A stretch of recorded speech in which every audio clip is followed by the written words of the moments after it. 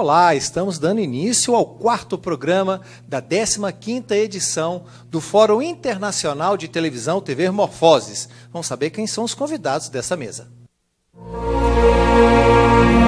Cláudio Magalhães é jornalista com aperfeiçoamento em Public Relations. É especialista em administração mercadológica, mestre em comunicação social e doutor em educação. Professor orientador do mestrado em gestão social, educação e desenvolvimento local e do Instituto de Comunicação e Artes do Centro Universitário UNA. É sócio coordenador do Estudar, acompanhamento educacional. Fundou a Associação Brasileira de Televisão Universitária, onde atualmente exerce o cargo de conselheiro.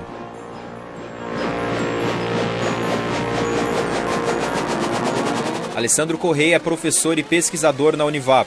Mestre em mecatrônica pelo ITA, desenvolve tecnologias para o uso embarcado de drones e robótica aérea. Possui experiência no ramo da engenharia biomédica e engenharia aeronáutica civil e militar. Coordena 2 laboratórios de pesquisa na Univap, nas áreas de robótica aérea e desenvolvimento de equipamentos médico-hospitalares.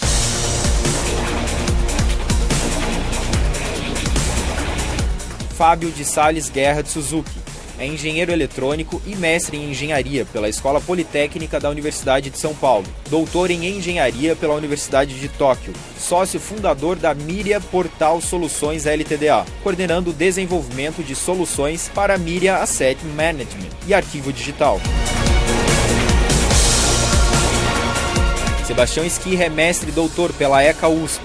Bolsista Fulbright na Michigan State University, pesquisador na pós-graduação na Universidade da Carolina do Norte e Autônoma de Barcelona. Na Universidade Metodista de São Paulo, foi diretor da Faculdade de Comunicação Multimídia, coordenador de programa de pós-graduação em comunicação e coordenador do grupo de rádio e TV. É consultor da FAPESP, CAPES, CNPq e de diversas revistas acadêmicas brasileiras. Esse programa está sendo transmitido pela TV Univap para todo o Vale do Paraíba, pela NET, pelo canal 8. Também pela Universidade de Guadalajara, no México, pelo canal Zoom da Colômbia e pelos associados de televisão educativa e cultural da Espanha e também pela internet. E olha, lembrando mais uma vez, você pode participar pelo Twitter, hashtag TVMorfose 2016. E ao final, aquela observação mais interessante vai ganhar uma publicação aqui do evento. Como você sabe, trazemos aqui as principais temáticas que instigam a televisão mundial. Vamos saber qual a temática que nós vamos explorar agora?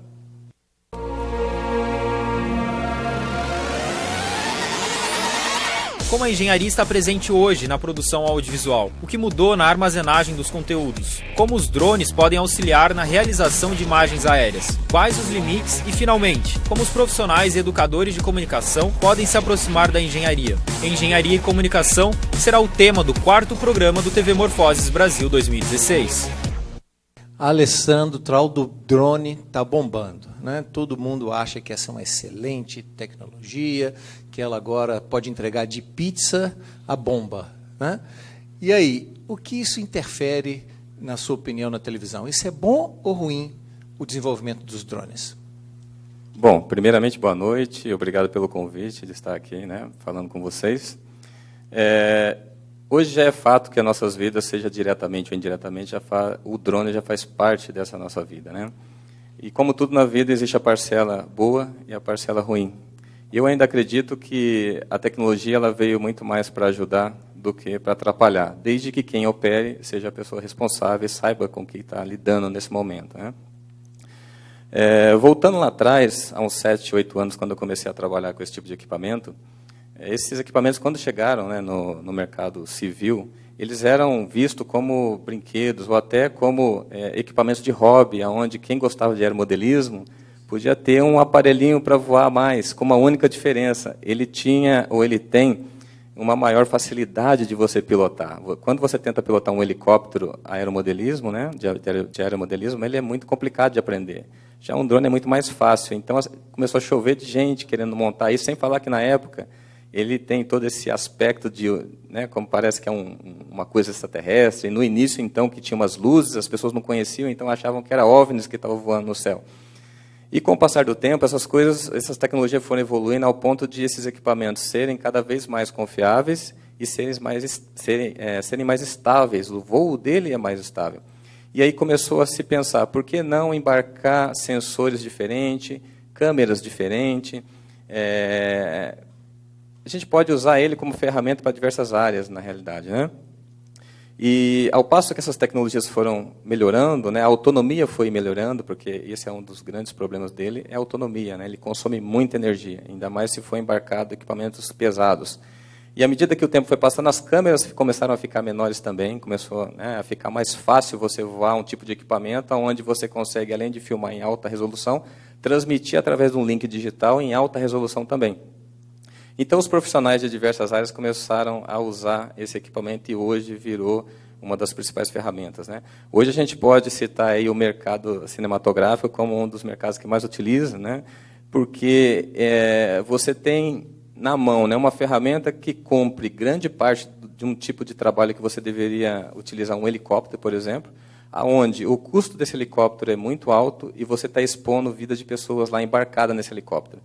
Já com um equipamento desse, um drone, um multirotor, na forma que a gente chama aqui na universidade, né, na vida acadêmica, ele é um tipo de robô, só que aéreo, onde você pode designar uma missão para ele, ele vai lá, ele efetua aquela missão e volta sem colocar em risco a vida de ninguém embarcado. Porém, o lado ruim de todo esse processo é que é um equipamento que ele não tem praticamente redundâncias.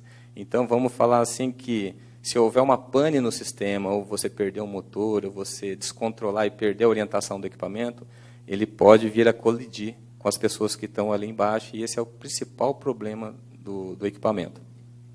Mas, como tudo na vida, né, tem um lado bom e um lado ruim, desde que você esteja ciente, né, dessa exposição do equipamento com pessoas e saiba, vamos dizer assim, respeitar um limite, né, de distância das pessoas e sempre ter em mente que isso pode falhar uma hora, eu acho que ele torna-se um aparelho muito mais seguro, né, para ser utilizado. E é pensando nisso que hoje, no laboratório que eu coordeno, né, a gente faz com que os estudantes da área de engenharia eles tenham acesso a essa tecnologia de forma que não só eles pensem nessa utilização do drone, mas que também pensem em formas de trazer uma segurança maior para o equipamento, né? E se conscientizar de como utilizar também o equipamento, né? Muitas pessoas, quando pegam esse equipamento, vai pilotar pela primeira vez, eles esquecem que esse equipamento pode dar algum problema ou pode se descontrolar e colidir contra alguma pessoa. A gente está falando aí de, no mínimo, 4 motores com hélice de fibra de carbono rodando a mais de 10.000 RPMs. Então, o contato dessas hélices com o ser humano não é nada legal, né? Então, a gente, na universidade, não só ensina a tecnologia e subdivide o sistema de um drone desse para os estudantes explorarem, mas também conscientiza eles da utilização desse tipo de equipamento quanto à segurança e à exposição deles em locais que ofereçam um risco muito grande para a sociedade. Mas é incontestável que eu acho que, de uma forma assim, muito simples de falar, a questão drone, o tema drone é igual água ladeira abaixo. Eu acho que não é um caminho sem volta. Eu acho que dificilmente a gente vai encontrar uma forma de substituir eles hoje no mercado, né? Então, é um caminho onde a gente tem que olhar para frente e ver que eles vão fazer cada vez mais parte da nossa vida, e o que a gente tem como engenheiro fazer é criar sistemas cada vez mais seguros, né, que apresentam uma maior confiabilidade, que tem uma inteligência artificial muito maior embarcada nesses equipamentos, onde ele consiga detectar que você errou em alguma manobra ou que você está em rota de colisão com alguma pessoa e saia da rota de colisão automaticamente. Esse é o nosso papel na engenharia e é isso que a gente faz dentro da universidade. Fábio, outro grande problema, e esse é histórico da televisão, que é o arquivamento dos conteúdos audiovisuais. A televisão brasileira perdeu muito da sua memória justamente por não arquivar, por não colocar, por não preservar o seu conteúdo. E, incrivelmente, eu percebo que se mantém ainda, né? Principalmente nas pequenas emissoras, nas emissoras menores, não há uma preocupação em relação ao arquivamento desses conteúdos, até mesmo porque são televisões muito factuais e, muitas vezes, não tem um recurso para fazer isso. O que a tecnologia pode ajudar, principalmente essas pequenas e médias emissoras? Boa tarde, Cláudio. Muito obrigado pelo convite de estar aqui no programa TV Morfoses. Realmente estou muito contente de estar com vocês. Sobre essa situação, né, que a gente tem no universo brasileiro, né, na preservação de acervos, a gente tem visto vários desastres, né? Até teve uma reunião com os gerentes dos acervos das emissoras que aconteceu ainda esse ano, e todos eles sempre falavam de algum acidente, né? Ou teve incêndio, ou teve inundação, e com isso... Deu fungo. O fungo aí já má conservação, vários problemas que ajudam a perder esses acervos, né? E sempre eram usadas as fitas analógicas, que praticamente agora estão desaparecendo por conta de uma grande efervescência tecnológica que está acontecendo. As produções que eram antes em fita analógica estão acontecendo agora em arquivos digitais, né? Só que isso tem aumentado muito a complexidade dos sistemas, né? Que antes a pessoa sabia, não, o meu conteúdo está naquela fita. Agora, o meu conteúdo está em algum lugar, que eu não sei onde é. Então, existe uma grande barreira para as pessoas também adotarem essa tecnologia. E, aliás, a gente desenvolve sistemas para poder fazer a preservação desses acervos, né? E essa é uma das maiores barreiras que a gente tem, né? Agora, o seu sistema ele vai garantir que você tem o conteúdo, mas é através do sistema que você tem que pedir, não está num lugar físico como as pessoas tinham essa noção antigamente, né? E a tecnologia tem evoluído muito rápido nesse sentido, né? Eu lembro que a gente começou a trabalhar mais ou menos em 2000, fazendo sistemas de arquivamento digital. Isso até era visionário para aquela época, que ninguém enxergava como um problema. E usava aquelas fitas que eram usadas em sistemas de backup de tecnologia de informação. Com a evolução, surgiu uma família chamada LTO, que são fitas magnéticas, que, digamos, tem os mesmos problemas que as fitas de vídeos, que também são meios magnéticos. Então, eles têm um problema de preservação bastante limitado, vai durar, no máximo, 20 ou 30 anos. Então, você tem que sempre ficar copiando essa fita. Ele se presta muito bem porque o custo é muito baixo, né? Então, ao invés de você ter só uma fita, como tinha antes, agora você pode ter duas. Então, se tem um incêndio ou enchente, você vai ter lá o backup, você não vai perder o seu conteúdo. E, recentemente, tem uma nova tecnologia que a Sony desenvolveu, inclusive a gente é a primeira empresa a ter esse certificado de integração, né, com arquivamento de mídias óticas. A mídia ótica mais recente está dando uma garantia de 100 anos. Isso realmente passa a valer como um acervo, né, que você pode levar para o futuro. Né, que você vai fazer a gravação agora e só daqui uma ou duas gerações, até uma ou duas gerações, você ainda vai conseguir recuperar esse conteúdo, né? Que antes eram, digamos, coisas que só em películas, né, tipo acetato, nitrato, que poderiam ser feitas, né? Esses duram até 500 anos. Então, a tecnologia ela está ficando com um custo mais acessível, as pessoas estão podendo pensar agora nos acervos como alguma coisa que pode ser preservada e usada principalmente para contextualizar as notícias atuais, né? Como era antes e como está agora. Aliás, isso é muito importante para a gente entender a nossa história. Mas uma das preocupações em relação ao arquivamento é um pouco a datação do sistema. Vamos pegar aqui no nosso cotidiano das pessoas comuns, né? Quem tinha aquele antigo display, que era o primeiro, digamos, né, o primeiro arquivamento, depois ele diminuiu, depois virou um CD e agora um pendrive. Quer dizer, quem tinha aqueles arquivos anteriores não encontra mais uma máquina que vai ler desse arquivo. Qual a garantia que a gente tem que essas novas tecnologias não vão repetir esse vício novamente? Exato. Isso acontece com as próprias fitas analógicas, né? Eles lançam um formato de gravação e depois de 2, 3 anos aquela família desaparece, você não consegue mais ler. O que acontece na família dos discos óticos é que eles estão dando a garantia de que o disco ótico que fabrica agora, todos os novos drives de leitura, né, que vão surgir pela frente, eles vão continuar lendo e compatíveis. Isso não acontece com a família LTO, que a cada família, a duas famílias, né, a cada 2 gerações, ele deixa de ser compatível com as famílias anteriores. Então, realmente é um problema que continua com um problema. Você tem que se preocupar e não perder esse bonde para poder ler o conteúdo e recuperar ele, né? Mestre Esquirra, estamos falando de engenharia e comunicação. É possível o homem transitar nessas duas áreas tão distintas e ainda sair vivo do outro lado? Primeiramente, eu gostaria também de agradecer vocês por estar aqui, ter o prazer de estar com 2 engenheiros. Esse é um privilégio que eu procuro há muito tempo.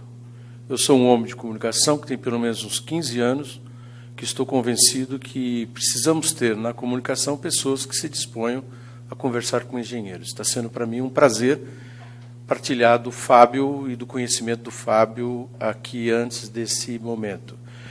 Essa é uma introdução para dizer para todos os colegas da área de comunicação que é importante que nós pratiquemos uma das leis máximas da moderna ciência hoje, que é a interdisciplinaridade.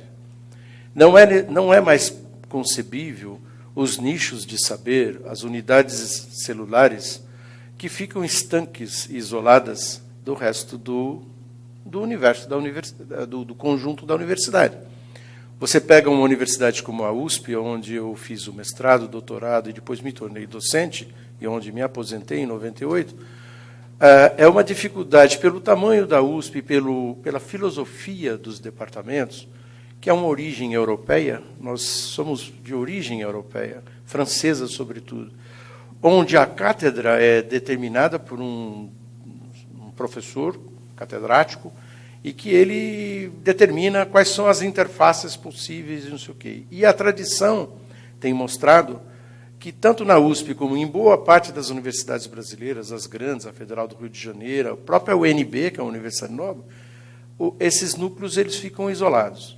Bom, isso também aconteceu na comunicação. Eu tenho uma trajetória na ECA, no Departamento de Jornalismo, primeiro como aluno de pós-graduação e depois como docente. Então, a minha visão, já que eu me considerava um pouco mais aberto, eu estava interessado em fazer um discurso que não fosse dogmático.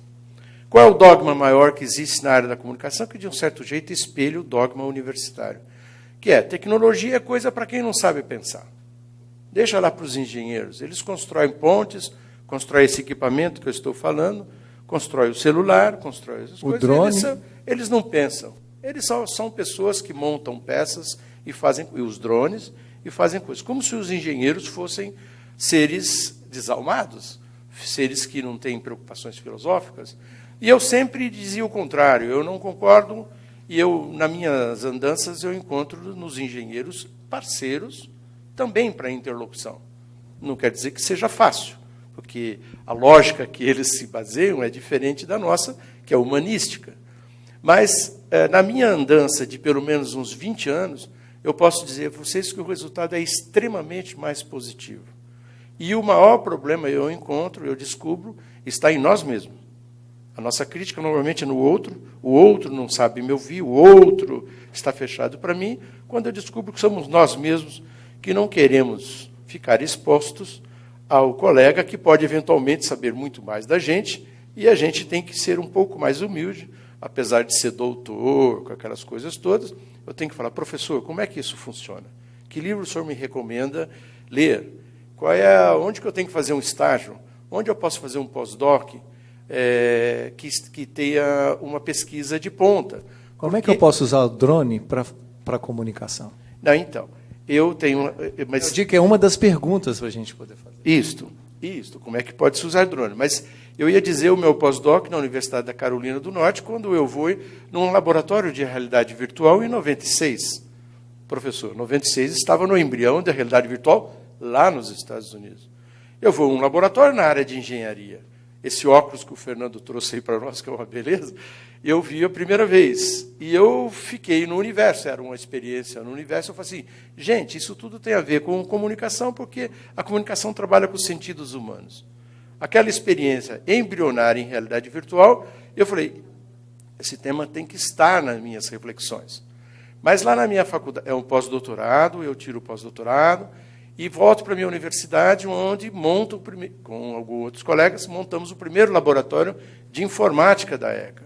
E as pessoas diziam, vocês são daquelas pessoas, do departamento de jornalismo, vocês são daquelas pessoas que só utilizam equipamento, como se nós não tivéssemos o que falar. Então, essa máxima dentro da comunicação, ela ainda é presente. Eu enfrento isso ainda hoje no meu programa. O programa da Metodista é um programa que teve uma linha de pesquisa na área de tecnologia. não é a análise crítica da tecnologia como a comunicação faz, e aí alguns programas no Brasil, eles são especializados nisso. Semiótica da tecnologia, estudos culturais da tecnologia. E eu falo assim, isso é importante. A professora Lúcia Santaella, que todo mundo cita, o Pierre Levy, que todo mundo cita, que eu acho fantástico. Mas não são só esses autores. Temos outras necessidades. A universidade é uma área ampla, requer dos comunicadores que utilizam tecnologias o tempo todo. Não existe comunicação sem tecnologia, nenhuma forma de tornar o ato comum. Não existe. A fala é uma tecnologia, a escrita é uma tecnologia, o imprimir num lugar é tecnologia. A tecnologia não é um fato esporádico em Gutenberg, né? Ou no Faraday, ou não sei quem que inventou as ondas, ou não sei quem que enfrentou o Zvorekin que inventou a televisão, os tubos radiocatódicos. Nós estamos acostumados, na universidade, a dizer para os nossos alunos, na graduação e na pós-graduação, que alguém faz a tecnologia e nós só utilizamos esses equipamentos. E eu, desde sempre, advogo, é o meu primeiro livro, é o fruto do mestrado, dizendo assim, como é que você pode fazer bom uso do drone ou do arquivo em nuvens se você é um mero consumidor desse produto? Você não entende as lógicas nas quais ele foram construídos, você não se aprofunda na utilização de todos os rendimentos desse sistema. Então, me parece que, num dos textos que eu tenho escrito, eu digo assim, é como se numa cidadezinha pequena do interior, eu gosto de dizer Minas Gerais, que é um pouco mais folclórico, aquele senhorzinho que tem um sítiozinho, e toda vez ele vai numa estação, ele está acostumado a esperar a Maria Fumaça que chega ali, o trem normal, né? E ele faz isso há 20 anos. De repente, estaciona um TGV, um trem de grande vitesse. Ao trem chegar, ele fica absorto, mas aí abre-se a porta, ele entende que todo mundo entra, ele entra também, ele embarca. A capacidade dele de entender o que está acontecendo com ele e os recursos disponibilizados naquele sistema, naquele aplicativo, naquela plataforma, é infinitamente pequeno, porque ele é um analfabeto naquela questão. Então, para mim, não é só questão de, na universidade, da gente permitir que os alunos tenham equipamentos, é que elas passem a ter acesso às lógicas. E aí é necessário que a gente tenha o coração aberto e o espírito científico bastante alargado para, sobretudo, conversar com engenheiros e entender que os engenheiros estão pensando no drone, como o senhor está, e eu estou falando, vi um site, Futurismo, ele chama-se Futurismo, dizendo, daqui para frente os departamentos de jornalismo vão usar drones, porque é muito mais fácil você fazer um drone subir e ir num determinado local onde está tendo um acidente, pegando fogo numa favela, e você transmitir quase que em tempo real imagens do local. Então, nós vamos sim precisar ter uma interface com a engenharia, entender melhor os drones, o lado bom, nós temos que nos capacitar para evitar que, ao dominar um drone, ele caia e fira alguém. Nós temos que saber o que são os big data, nós temos que saber navegar nos sistemas dos grandes bancos de dados, nós temos que saber explorar todos os aplicativos e plataformas que nós temos disponíveis. E é necessário, portanto, que nós nos aproximemos das ciências duras. Essa é a minha primeira resposta a você. Fábio, você tem há mais tempo trabalhado com a turma da comunicação, se aproximado mais disso, tem feito do seu trabalho isso. Quais são as dificuldades que você tem encontrado nessa relação? É verdade, quando a gente desenvolve sistemas para fazer arquivamento, se você não cria um índice, um catálogo para que você possa recuperar esse conteúdo posteriormente, você só está acumulando, a gente chama de lixo mesmo. Então, a gente tem se aproximado de várias especialidades na área, principalmente professoras da ECA, que têm nos orientado em como fazer uma boa catalogação. E então a gente acaba desenvolvendo sistemas que são operados por bibliotecários. Isso, essa interface multidisciplinar, para a gente é uma realidade já há bastante tempo.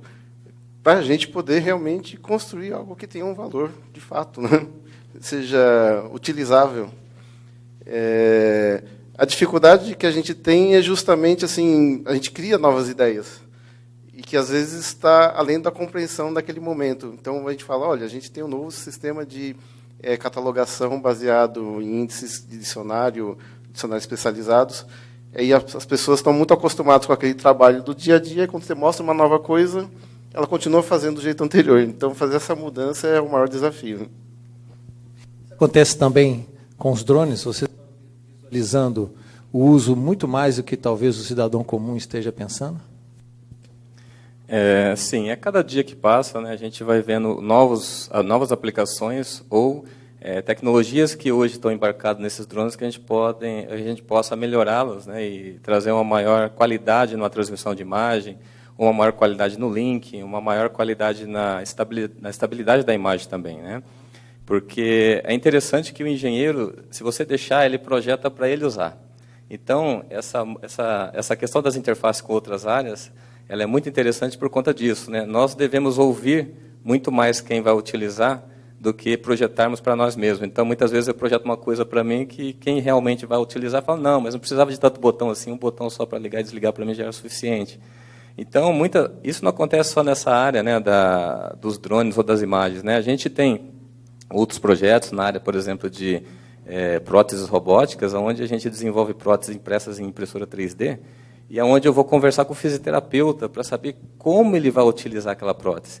Se o material que eu estou utilizando é um material que ele acha adequado para a aplicação. Então, porque se deixar por conta minha, eu vou projetar do jeito que eu acho melhor. Só que eu nunca posso esquecer que não sou eu que vou ser o usuário final desse equipamento, desse dispositivo.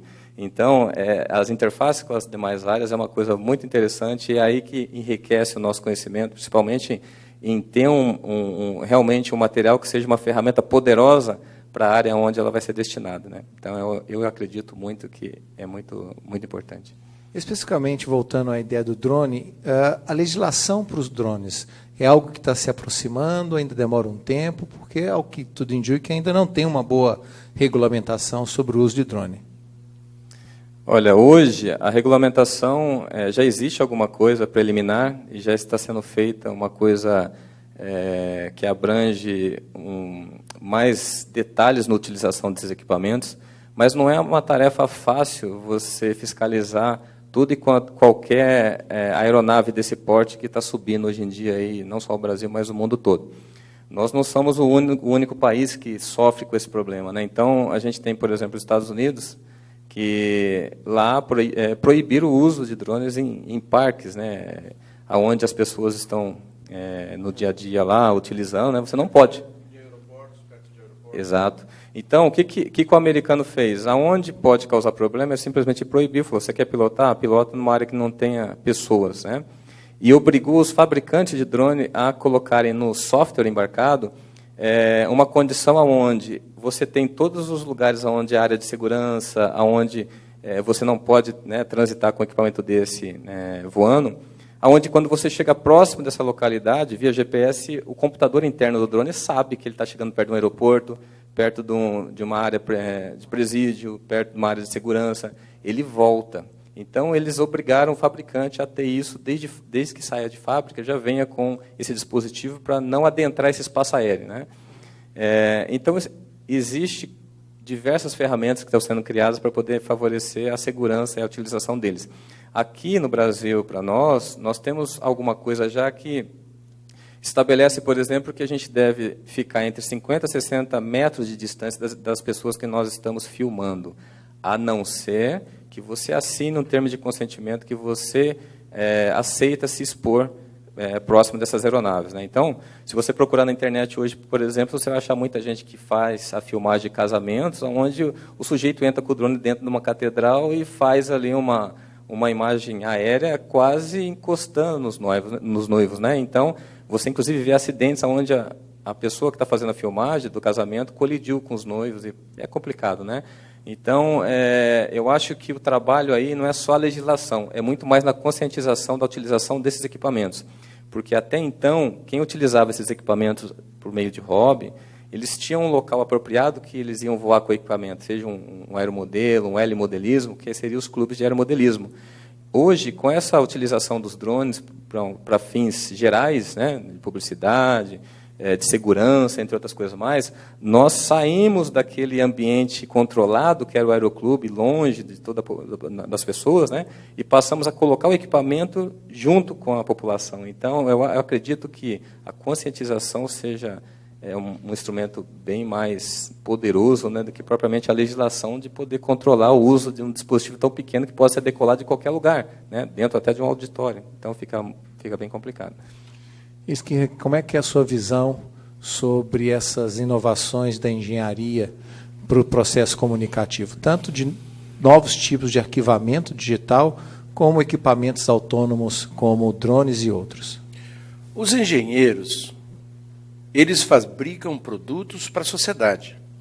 Eles são pessoas com competências específicas de resolver alguns problemas e criar algumas competências em qualquer tipo de equipamento que ele projete, que ele se devote. Então, o engenheiro ele não consegue resolver a questão da utilização e dos dramas do homem ao utilizar isso. Isso se chama, uma área da psicologia, que é a usabilidade. Então, o professor, qualquer equipamento que nós temos, ele tem essa característica de um belo desempenho, proteção, segurança, porque são raios, são ondas que transitam no ar, etc.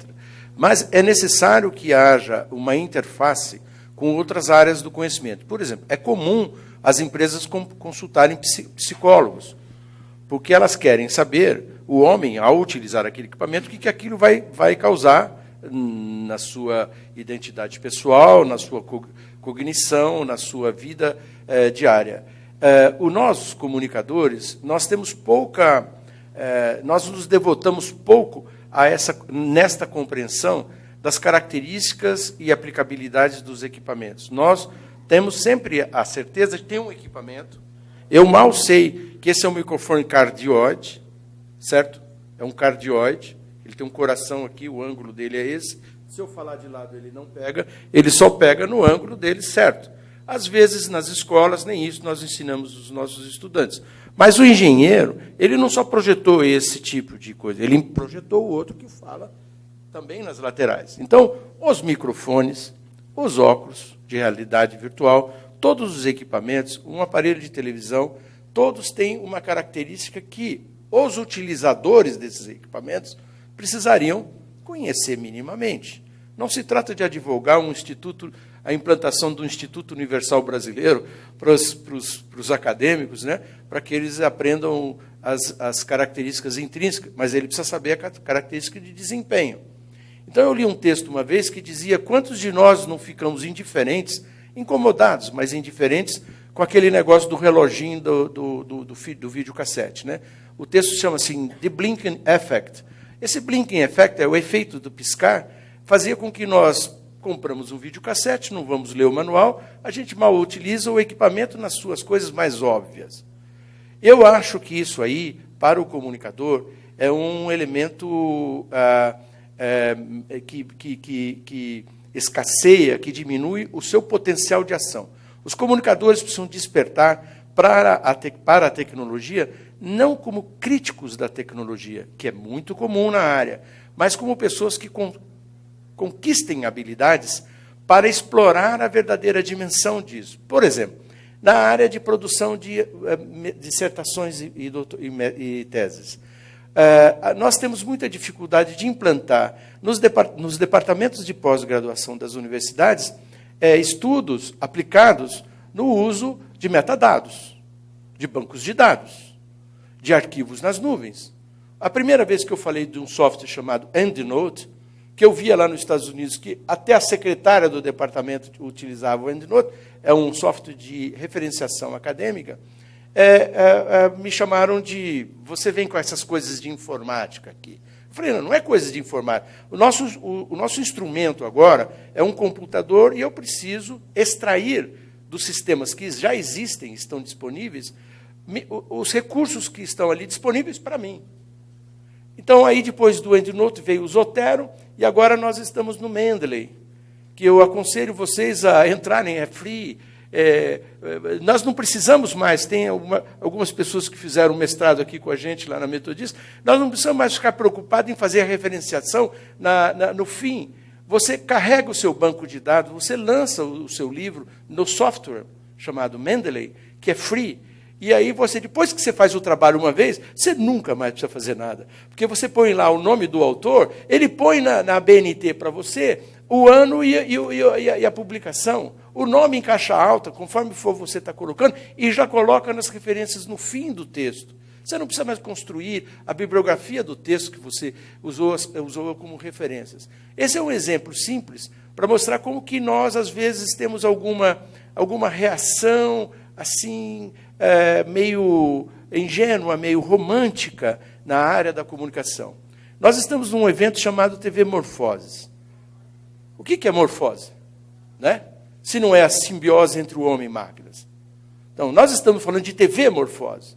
Então, agora eu gostaria, então, lembrei de citar, nós temos um livro, o professor Gabriel, já há muito tempo, publica o livro da TV Morfoses.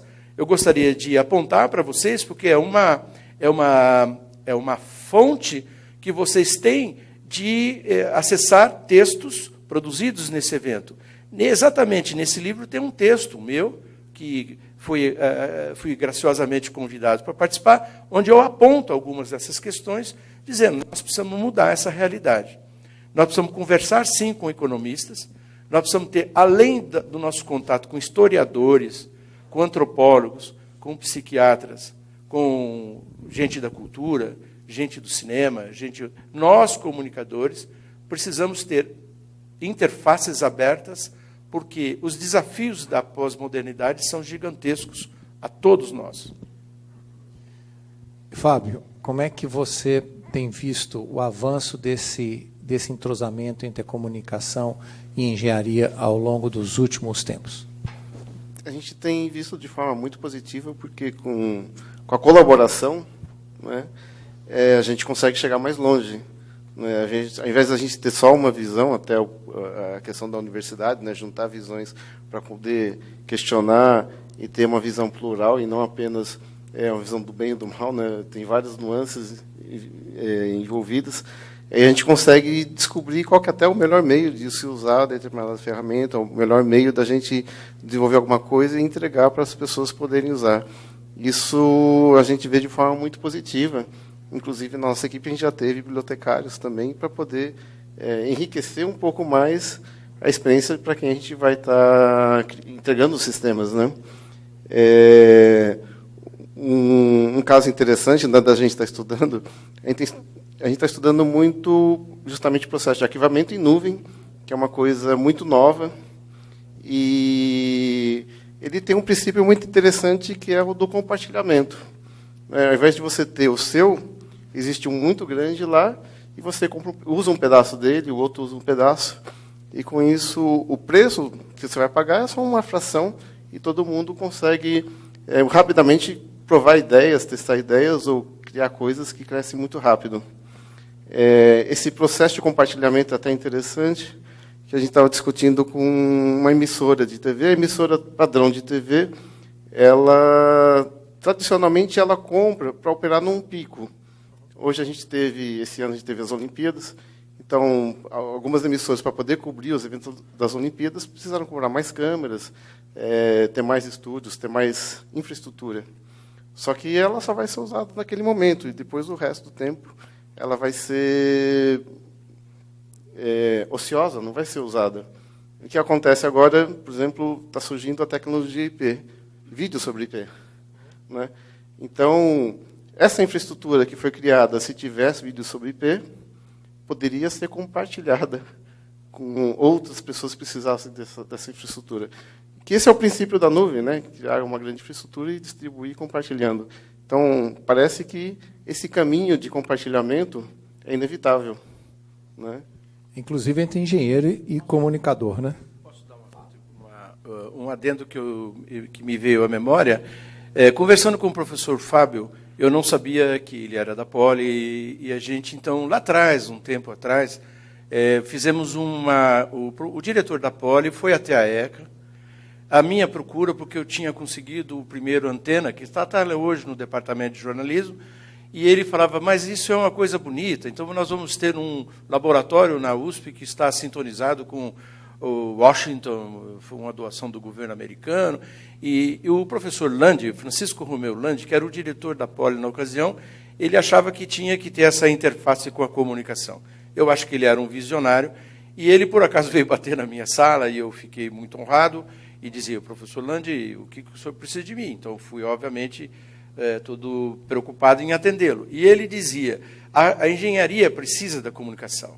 E mesmo nessa época, desenvolvemos algumas iniciativas e surgiu uma vaga no departamento de jornalismo, porque nós estávamos montando um laboratório de redação informatizada.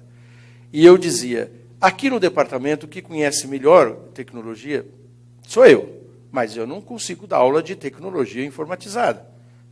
Não sei reinstalar um sistema operacional, eu sei o que é uma memória randômica, eu sei algumas coisas porque eu leio alguns livros. Mas eu não posso ser professor. Então, criamos a vaga, eu falei, nós temos que buscar o professor fora da ECA. Nós temos que procurar um professor, aliás, fora da comunicação. E buscamos, com o professor Reinaldo Silva, uma indicação, e ele indicou uma pesquisadora, já doutora, que trabalhava lá com eles, que por acaso é amiga do Fábio, descobrimos aqui, a Milene Melli. A chegada da Milene, fizemos concurso, outras pessoas concorreram, ela tinha mais titulação, tinha mais experiência, e acabou sendo a vencedora. A chegada dela no departamento de jornalismo criou o maior problema para mim, porque as pessoas diziam que eu estava engenheirando o departamento, onde já se viu ter uma engenheira. E eu dizia para eles sempre, sim, mas vamos ser honestos, quem é que poderia dar essa disciplina? Né? Tem que ser uma pessoa que tem competência de chamar um técnico da USP e falar para o cara, nós precisamos do software tal, precisamos reinstalar, precisamos tanto de memória, precisamos estar em rede, porque montar o laboratório é fácil. Agora, ensinar os alunos, os meandros, tal, aí é uma outra complexidade. Então, o contato dos engenheiros com a comunicação, pelo menos nas palavras do professor Reinaldo, que é da mecatrônica, que é a área dele, sempre para mim dizem assim, Esquirra, como é que é difícil encontrar gente que tem disposição. O contato que você teve é no CBD, que é o Biblioteca e Documentação da ECA, onde tem a professora que você falou, a Regina, ela é mais open-minded, então ela é mais flexível e ela, obviamente, quer saber mais. Lá também tem a professora Sueli, está me faltando o sobrenome dela, que ela foi diretora do CIB, Serviços Integrados de Bibliotecas da USP. Ela é da comunicação e é uma pessoa absolutamente ampla, aberta nessa questão da tecnologia. Mas isso é raro.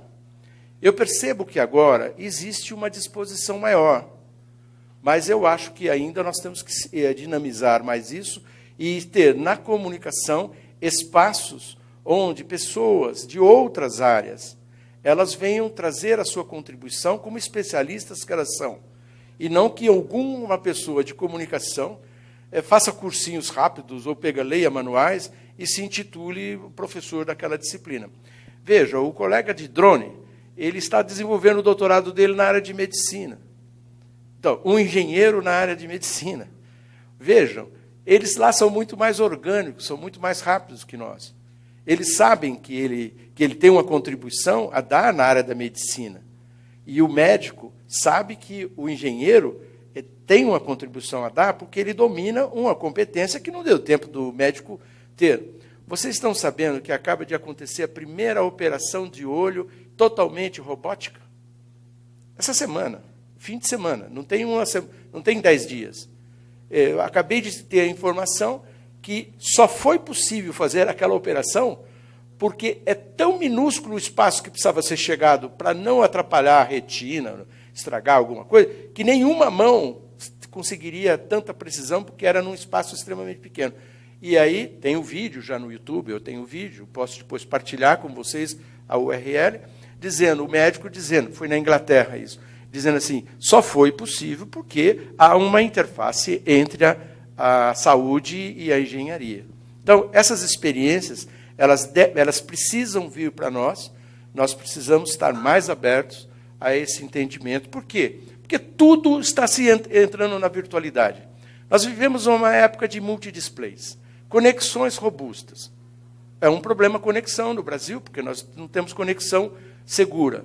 O 3G funciona mais ou menos, o 4G não funciona quase nunca, isso mesmo no estado de São Paulo. E onde conexão no PNBL não saiu, e o Programa Nacional de Banda Larga não saiu, não vai sair, e o atual governo está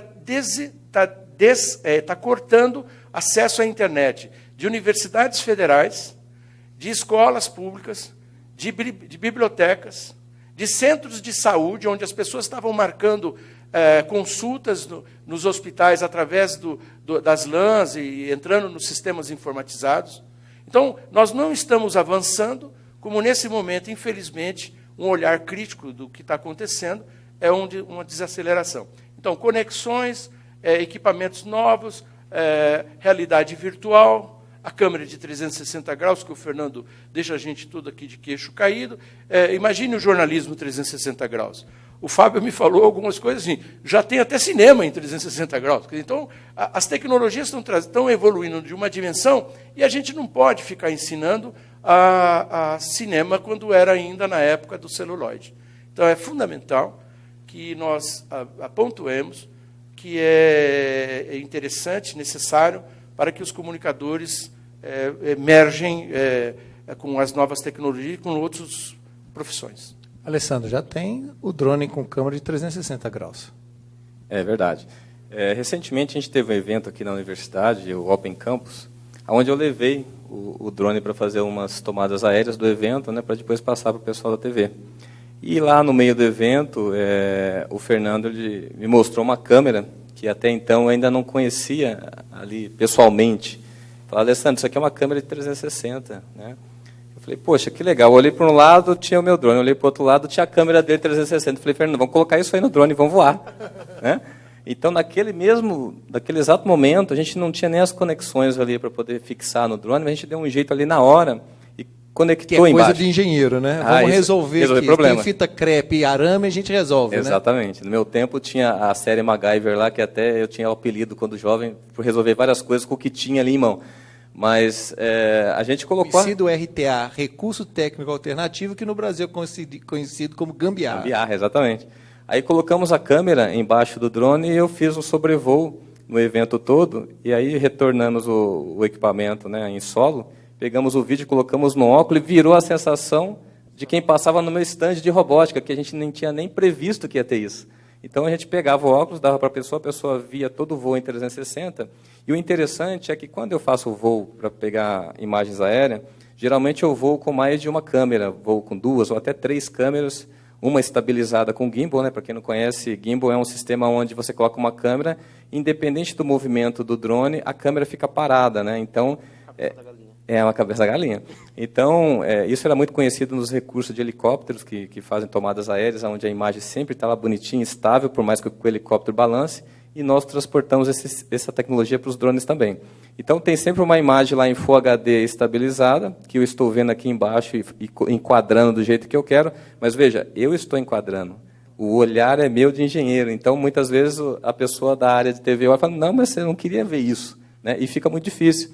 Então, uma das coisas que a gente fez também é criar um link de imagem e um sistema de controle, como se fosse uma ilha, onde eu piloto para a pessoa, né, que trabalha com a imagem e falo, olha, passa por cima de tal lugar que eu vou controlar o gimbal e vou fazer o enquadro que eu quero, né? Então, ele consegue interagir no drone e alterar o ângulo da onde a câmera está, né, independente do jeito que eu esteja pilotando.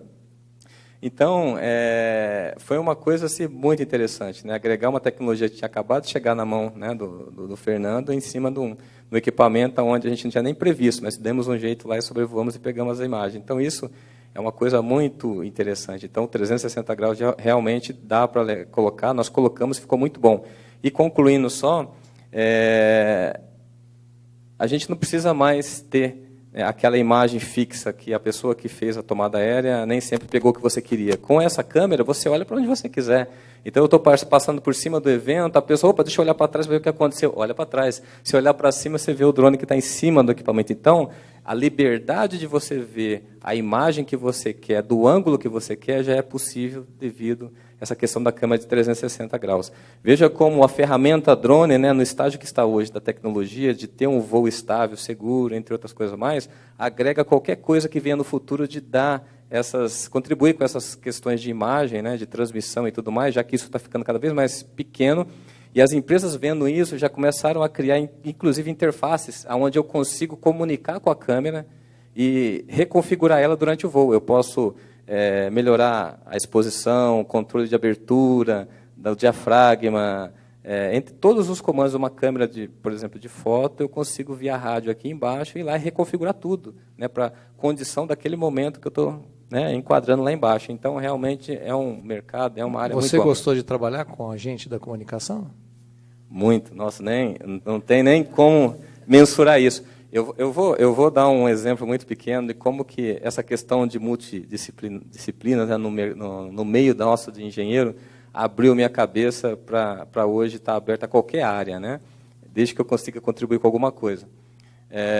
Eu ensinava meus alunos somente a fazer robôs terrestres, onde ele podia ir no local, verificar se tinha incêndio, se tinha alguma pessoa dentro do prédio, para que os bombeiros pudessem ir sem correr um risco de entrar lá e não ter ninguém. E um dia, um professor aqui, o professor Mário da fisioterapia, chegou para mim e falou assim: Alessandro, eu estou lá com meus pacientes e eu tenho um grande problema. Os pacientes que são crianças, é muito difícil fazer fisioterapia com eles, porque a gente tem que fazer alguns exercícios e para a criança, ela fica de saco cheio fazendo aquele mesmo movimento e tal, e é complicado atrair a atenção dessa criança. Então, eu estava pensando em você criar um tabuleiro todo colorido, onde acendia luzinhas, e eu queria medir o reflexo do tempo que acende a luz, e essa criança vai lá e aperta.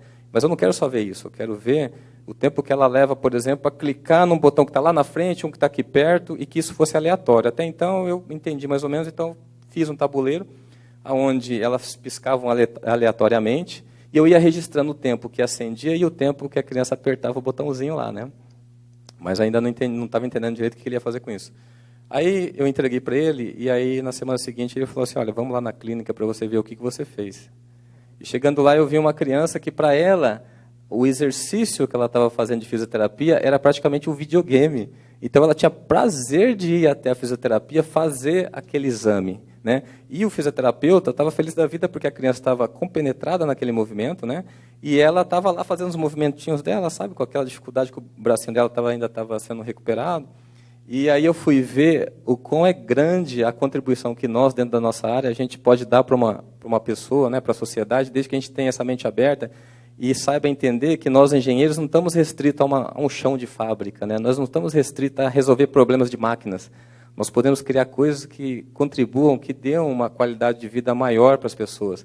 E quando eu vi isso, tocou o coração, sabe? Aí eu passei isso para os alunos e daí em diante eu falei: olha, eu tenho que abrir minha cabeça e procurar mais pessoas dentro dessa universidade que a gente está aqui, que existe diversas faculdades, onde a gente consiga contribuir e aprender um pouco mais com essas pessoas que estão em outras áreas. É uma coisa enriquecedora que não existe dinheiro no mundo que pague isso.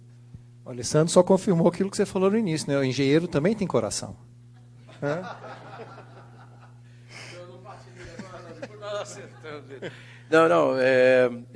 A sua fala me fez lembrar a questão da informática, né? Da automatização dos processos.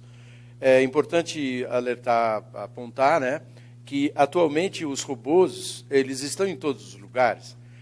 Um estudo nesse momento prevê que serão 210 milhões de empregos perdidos na Ásia, ou nesse ano, me falta saber se é nesse ano ou no próximo ano. Quer dizer, os robôs, os sistemas robotizados estão substituindo o trabalhador normal. E isso já é fato real na área do jornalismo, na área da comunicação. Eu pontuo para vocês que algumas notícias já são totalmente robotizadas. Existem sistemas robóticos que produzem notícia. E um dos exemplos melhores é da AP, um robô que criou 3.200 versões de uma única avaliação da Bolsa de Valores de Nova York em questão de 30 segundos. Ele fez 3.200 versões, porque eram jornais do mundo inteiro e que tinham perfis diferentes. Uma outra questão a falar nisso aí, quer dizer, além da informatização, isso tudo tem me feito alargar o meu escopo científico, tentando entender se um dia no exemplo do professor Nicoleles, na área de neurociência, se um dia nós vamos conseguir fazer comunicação através do pensamento. É um texto que eu tenho publicado numa revista A2, revista da FAMECOS do Rio Grande do Sul, que, se for o caso, é só procurar o link, mas fica muito claro que a evolução está fazendo com que a gente, um dia, possa, eventualmente, eliminar os meios de comunicação que mediam, né, os meios que intermediam o processo de emissão e recepção. Eu posso complementar? Claro, pois não. Eu vou aproveitar, nós estamos no finalzinho do programa, agradecer, e aí vocês fazerem as considerações finais. Lembrando apenas o que o Esquirra falou agora sobre a questão da notícia sendo já feita por robôs, que foi tema da nossa terceira... do nosso terceiro programa, TV Morfose, nós discutimos bastante isso, e que certamente as pessoas que quiserem se aprofundar nesse tema vão poder consultar os programas da TV Morfose, que vão estar disponíveis para as pessoas, inclusive, consultar em outras ocasiões, né? E eu queria mais uma vez agradecer ao Esqui e também deixar as considerações finais, tanto para o Alessandro quanto para o Fábio. Bom, deixa eu só complementar o professor e já fazer minhas considerações finais. Eu queria deixar bem claro para todo mundo que nós, engenheiros, não somos o bicho-papão de tirar o emprego das pessoas do mercado, né? Então, quando a gente cria sistemas automatizados, onde a pessoa que estaria fazendo aquilo o dia todo, né, e nós substituímos por um robô, uma máquina, na realidade a gente busca ter uma qualidade maior e um nível de produção maior daquele produto. Por outro lado, quando a gente fecha alguns empregos, a gente abre muitos outros, só que em áreas específicas, né, em outras áreas. Então, a gente sempre está, de certa forma, manipulando os empregos que estariam naquela área que a gente desenvolveu o equipamento que está sendo automatizado, mas ele foi para uma outra área onde existe técnicos, engenheiros, mecânicos, entre outras pessoas mais, que estão com vagas novas abertas aí nessa circunstância, né? Mas a gente sempre só muda o local do emprego, mas o emprego sempre existe, sempre vai existir. A pessoa fica mais qualificada, né? Eu lembro, quando me formei, os países que estavam mais automatizados, né, que foi lá em 80, era França, Suécia e Japão. E eram os países que tinham as menores taxas de desemprego, acho que mostrando que as pessoas estavam se qualificando e precisando de mais pessoas qualificadas. Até queria dar mais um exemplo dessa questão de juntar as pessoas e o resultado é melhor. A gente tem trabalhado com uma empresa em que eles têm pessoas antigas trabalhando em televisão, eles contratam pessoas novas. E quando eles estão consumindo novas tecnologias, eles colocam justamente a pessoa antiga que conhece, né, que já está há muito tempo na casa, ela conhece o negócio, junto com a pessoa nova que conhece a tecnologia, tem intimidade.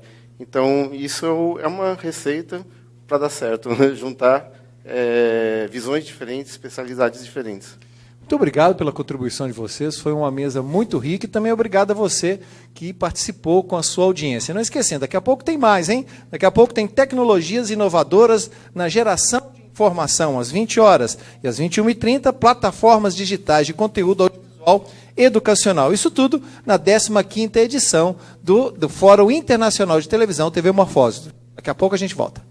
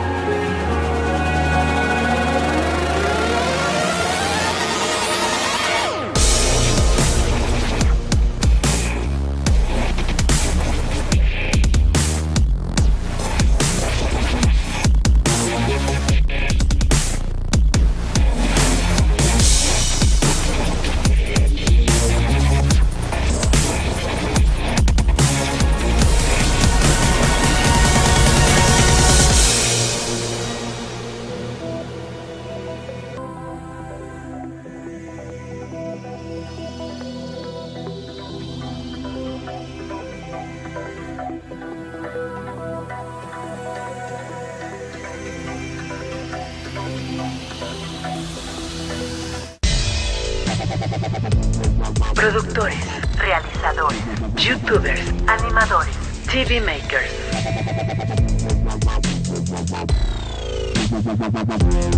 TV Morfosis, gestión y consumo de contenidos digitales, 30 de noviembre, 1 y 2 de diciembre, Expo Guadalajara.